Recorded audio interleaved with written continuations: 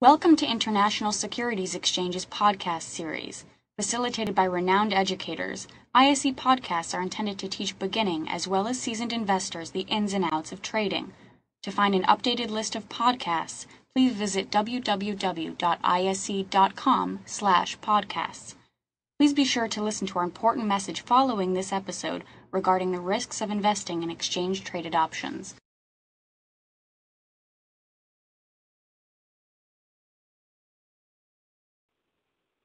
Welcome, everyone. This is Steve Meisinger, your host for today's ISE webinar. I have guest panelist Jack Crooks. Jack will be talking about the U.S. dollar, an inevitable demise or new bull market. Jack is the president and founder of Black Swan Capital, and Jack really understands the currency markets, currency flows, and I think he'll, as he always does, will be very, very enlightening to all of the attendees. So I'm really, really pleased that we have Jack Crooks with us today. Jack, welcome to the ISE again. Thanks for joining us. Thank you, Steve. Happy to be here. And just thank you to everybody taking time out of their day to view the webinar. Hopefully they'll go away with something interesting. It's something that we find very interesting, this idea of developing scenarios, and it's a interesting time because the dollar is at a key level, as Steve had said, and it looks like maybe the dollar can break down and make a new low and go lower, which suggests we're still in this multi-year bear market. But there are scenarios to suggest the dollar has put in a bottom in here, and it's just retracing some of its recent gains from July of last year when we had a sharp rally in the dollar and just backing up. And it's a very, very tough call in here. And as Steve said, the idea of scenarios we're going to lay out, and hopefully you'll find these scenarios plausible. We do. We operate, as Steve said, on our primary scenario, in which we tend to trade off of, but we stay very, very open to what the market is telling us by developing a secondary scenario, I guess, in terms of our confidence level. And I think it's important, as Steve said, to trade with scenarios and alternatives in your head.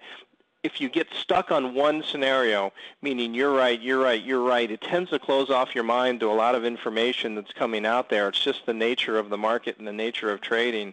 So at least I've found over the years that if I create a couple different scenarios, it allows me really just to be more open to help determine when I'm wrong. It doesn't mean you're actually going to get the trade right each time, but I do think it helps, at least from a risk management standpoint. And if things start to really click your way in terms of a scenario, it really can help you start to position in the other direction before the crowd, because you're just open to those ideas and you're open to the information flow. So that said, let me go ahead and get started. This is a look at the ISE options, and Steve will cover more of this later. The ISE options, all these pairs are now available, which is great. All the major pairs, and as Steve said, the others that have been added are the peso, New Zealand dollar, and Swedish krona. And it allows really the investor, the U.S. investor, to trade in an equity account, which is great. You don't have to open a Forex or futures account. And in terms of how we use the FX option product, we tend to use it on an intermediate term basis, precisely based on more of our macro approach, our macro global approach. That doesn't mean you can't use technical analysis and anything that you do use to trade these things. We tend to use both our technicals, but primarily relying on our fundamentals, using the options product to really buy us time to let some of those fundamentals play out, which is very different than trying to trade in the spot Forex or futures market. You tend to need a directional move your way immediately, and you tend to trade more off of technical analysis as opposed to more of your fundamentals because of the fact you tend to use more leverage in those markets. Again, the FX options product, if you buy a put, buy a call, allows you simply to know exactly what your risk is, and that's very important, and Steve will talk to that. Okay, where have we been? Where have we been in this market in terms of the U.S. dollar index? Let me stop for a moment. Somebody just said that the audio is terrible. Can everybody else there hear me okay? Jack, I think the audio is fine.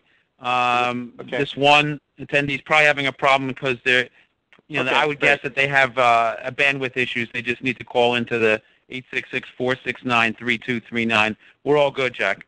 Okay, great. Thank you. I didn't want to continue if that was the case. This chart here, this is I think a very interesting chart, and this is a long-term chart of the U.S. dollar index, and I'm not going to go through this in too much detail, but I just want to give you a perspective of where we've been in terms of, major bull and bear markets in the U.S. dollar. If we go back and again, this chart starts, the black line is the U.S. dollar index, which really is a representation of the dollar. If we go back to 1972, 1971 actually, in that area is, mid-1971 is when President Nixon took us off the gold standard. And this is the path of the U.S. dollar index all the way up till today. And some of the key points really I wanted to make on here, and I've put them on the chart in the boxes, is the fact that the dollar is usually, the long-term trend of the dollar usually changes based on key global macro events, kind of sea change events in the global economy. Of course, the first sea change event was precisely the going off the gold standard. President Nixon took it off the gold standard, and really that was exactly when the currency market that we do trade, this is the underlying market in which all of the derivatives, which FX options are based. They're based off this market, the currency market, the Forex market. And this market really began right here when Nixon took us off the gold standard back in 1971. At that point, up until that point, currencies were fixed by governments around the world, and then they started trading on supply and demand from that point on, called a free-floating market. And now the market's gotten so big that the governments, even though they would love to fix their currencies, they would love to control their currencies best they can, they can't. $3 trillion passes every day on a nominal basis of foreign currencies. That's a huge amount. Of that $3 trillion, 80% of it comes from the 7 major currencies, which are the U.S. dollar, euro, Japanese yen, British pound, Swiss franc, Canadian dollar, Australian dollar. So $2.4 billion in those 7 currencies crosses every day. Central banks just don't have enough money to move this market anymore or control it. So again, sea change events. The first change event, back here was when Volcker squeezed inflation out of the U.S. economy, pushed interest rates up, and the dollar rocketed up in a bull market. Plaza Accord, the industrialized countries got together, decided the dollar was too high. Really what they were saying here was the Japanese yen was too low, and it was a concerted effort to push up the value of the Japanese yen, and it worked in a very big way. U.S. dollar index all the way down. And then we had the tech boom in the U.S. Investors wanted to get involved in the U.S. economy, foreign direct investments, hot money investments into the tech area, and real property investments in the U.S., and it launched the U.S. dollar into another bull market. And then, sure enough, tech bubble pops, we push interest rates down, and the dollar goes into a pretty long-term bear market in here. The question is, are we entering a new bull phase, or are we about to just go back and maintain this new bear market? A lot of opinions here, a lot of very, very strong opinions here, that's for sure. And the point that Steve made and the point I want to make is we want to be open to this. I have a confident opinion, but it doesn't mean that I know what the market's going to do.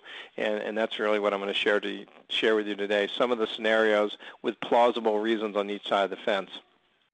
Thank you for listening to our podcast. To find more podcasts on options, stocks, alternative markets, and market data, please visit www.ise.com/podcasts.